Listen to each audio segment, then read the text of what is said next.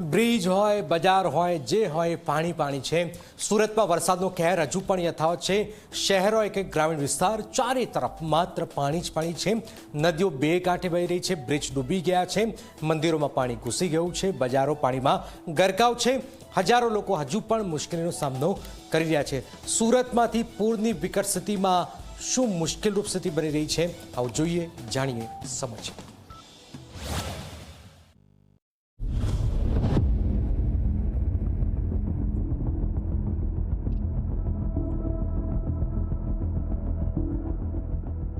સુરતમાં વરસાદનો માર હજુ પણ યથાવત છે। ઉપરવાસમાં ભારે વરસાદના કારણે કીમ નદી બે કાંઠે વહેતા જ માંગરોળના શેઠી ગામનો લો લેવલ બ્રિજ પાણીમાં ગરકાવ થઈ ગયો છે। બ્રિજ બંધ થતાં જ વાહન વ્યવહાર પણ સંપૂર્ણપણે ઠપ બન્યો છે। વર્ષો જૂની સમસ્યાથી કંટાળેલા સ્થાનિકો હવે હાઈ લેવલ બ્રિજની માંગ કરી રહ્યા છે। શેઠી ગામના શેઠી છે, પાણેઠા વરેઠી ગામના લોકોથી આ બાજુ હવે એવું જ નથી। આજના દિવસ માટે બધા દૈનિક વ્યવહાર બધો રોજિંદું કામ બધું જ બંધ રાખવું પડશે। એ લોકોએ છોકરાઓને પણ સ્કૂલમાં રજા આપી દીધી છે। ઓલપાડના કીમ ગામમાં વરસાદી પાણી માત્ર રસ્તાઓ સુધી જ સીમિત નથી રહ્યા, પરંતુ મંદિરોમાં પણ ઘૂસી ગયા છે। રાધાકૃષ્ણ મંદિરના ગર્ભગૃહ સુધી પાણી પહોંચ્યું છે, જ્યારે હરિહરેશ્વર મહાદેવ મંદિર પણ પાણીમાં ઘેરાઈ ગયું છે। ડ્રેનેજની અપૂરતી વ્યવસ્થાના કારણે ભાવિકોને ભારે હાલાકીનો સામનો કરવો પડી રહ્યો છે। દર વર્ષે આવી જ પાણીની પરિસ્થિતિ છે। દર વર્ષે પાણી આવી રીતે ભરાઈ જાય છે। મંદિરમાં બી જોઈ શકો છો, મંદિરમાં બી ફૂલ પાણી છે। અમારે આ ફળિયું છે, એ ફળિયામાં બી ફૂલ પાણી ભરાઈ જાય છે। આજે 4-5 વર્ષથી આ જ પરિસ્થિતિ રહેતી છે અને પાણીનું અવર જવરની વ્યવસ્થા નથી ને એ લોકોને અમે કહીએ છીએ કે ગટર મોટી કરો, તો એ લોકો કરતા જ નથી। બીજી તરફ સાણિયા અહેમદ વિસ્તાર આખો બેટમાં ફેરવાઈ ગયો છે। મીઠી ખાડીના પાણી ગામમાં ઘૂસતા જ 12 ફૂટ સુધી પાણી ભરાઈ ગયું છે। હળપતિવાસના તમામ મકાનો અને ગામનું મંદિર પાણીમાં ગરકાવ છે। છેલ્લા 2 દિવસથી લોકો પાણી વચ્ચે ફસાયેલા છે।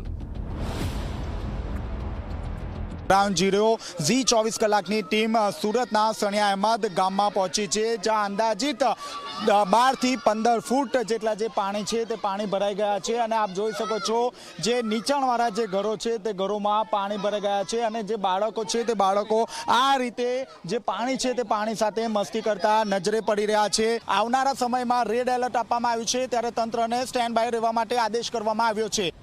શહેરના અનેક વિસ્તારમાં હજુ પણ પૂરના પાણી નથી ઓસર્યા। પાંડેસરા પ્રમુખ park road, Udhna Navsari road પર રસ્તા પર નદીમાં ફેરવાઈ ગયા છે। વાહન ચાલકોને પણ બીઆરટીએસ સ્ટેશનમાંથી પસાર થવાની ફરજ પડી રહી છે। અને કાર, બાઇક, ટેમ્પો અને બસો રસ્તા પર જ ફસાઈ જતા જ લોકોને ભારે મુશ્કેલીનો સામનો કરવો પડ્યો છે। સુરત શહેરના અલગ અલગ રોડ પર પાણી ભરાઈ ગયા છે, ત્યારે લોકો ક્યાંથી નીકળવું મુશ્કેલ બની ગયું છે વાહન લઈને। હાલ તમે જોઈ શકો છો, આ બીઆરટીએસ નું જે બસ સ્ટોપ આવેલું છે ત્યાંથી હવે લોકો વાહનો લઈને નીકળી રહ્યા છે, કારણ રસ્તો જ નથી। જ્યાં જોશો ત્યાં પાણી ભરાઈ ગયા છે। એક યુવક છે, શું કહેશો? હવે તમને બસ સ્ટોપ માંથી વાહન ચલાવવું પડી રહ્યું છે? બહુ પાણી છે, આજથી બહુ ખરાબ ચાલે છે। એસએમસી વાળા બરાબર કામ નથી કરતા। એસએમસી વાળા કામ નથી કરતા। હવે આમ નાગરિકને બહુ તકલીફ થાય છે આવા જવામાં। પોદાર માર્કેટમાં વેપારીઓની મુશ્કેલી સૌથી વધુ છે। બેઝમેન્ટમાં આવેલી અંદાજે 150 મોબાઈલની દુકાનો પણ પાણીમાં ગરકાવ થતાં જ કરોડો રૂપિયાનું નુકસાન થયું છે। વેપારીઓનો આરોપ છે કે બ્રિજના કામ અને તૂટેલી ગટરલાઈનના કારણે પાણી ભરાયું છે, છતાં પૂરતી મદદ મળી નથી। સ્થાનિકો પોતાના ખર્ચે પંપ લગાવી પાણી કાઢવાનો પ્રયાસ કરી રહ્યા છે। એસએમસીને કાલે રાત્રિ બધા ફોન કરે છે। હું એક જ નહીં, બધા દુકાનધારકો ફોન કરે છે। બધા પોતપોતાની વસ્તુ બચાવવા માટે અહીંયા આખું જીવન લગાડી દીધું હોય, જે માલ સામાન ભેગો કર્યો છે એની નુકસાની માટે બધા એસએમસીને કોલ કરે છે।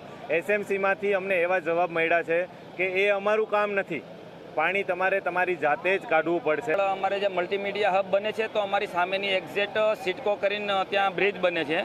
એ બ્રિજની અંદર પતરારૂપી જે દિવાલ કરેલી છે એને લીધે અમને પૂરો પ્રોબ્લેમ થયેલો છે। અને એક દુકાન જે છે, ટોટલી અંદર 200 દુકાન છે, એ એક દુકાનનું તમે 1 કરોડ રૂપિયાનું લેવલ ગણો તો બી 200 કરોડ રૂપિયાનું નુકસાન છે। ખાસું એવું અમારું નુકસાન છે, 200 કરોડ રૂપિયાનું। પ્રેમનગર વિસ્તારમાં એનડીએફની ટીમ સતત બચાવ કામગીરીમાં વ્યસ્ત છે। અત્યાર સુધીમાં 150થી પણ વધુ લોકોને સુરક્ષિત સ્થળે ખસેડાયા છે, જ્યારે ગોડાદર વિસ્તારમાં કન્સ્ટ્રક્શન સાઇટ પર ફસાયેલા લોકોને પોલીસ અને ફાયર વિભાગે બિલ્ડિંગના પહેલા અને બીજા માળેથી સલામત બહાર કાઢ્યા છે। સુરતમાં વરસાદ ભલે ધીમો પડ્યો હોય પરંતુ પૂરની અસર હજુ પણ ઓછી થઈ નથી.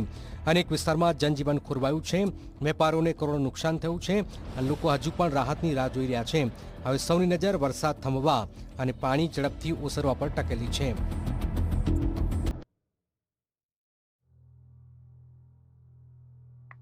Bureau report Zee media.